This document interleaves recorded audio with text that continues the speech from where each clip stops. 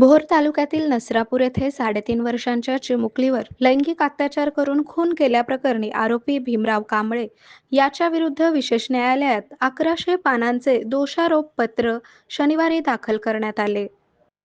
गुन्हा घडल्यानंतर अवघ्या 14 दिवसात दोषारोप पत्र दाखल करण्यात आल्याने तपासाची गती आणि कार्यपद्धती विशेष ठरली.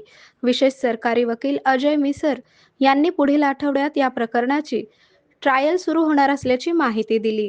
दोषारोप पत्रात आरोपीची संपूर्ण माहिती, त्याची गुन्ह्यातील भूमिका आणि घटनाक्रमाचा सविस्तर उल्लेख करण्यात आला आहे.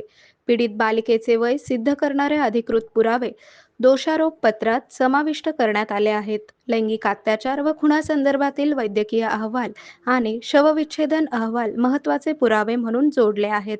आरोपीविरुद्ध तांत्रिक व वैज्ञानिक पुराव्यांचा समावेश करण्यात आला असून तपास अधिक भक्कम करण्यात आला आहे.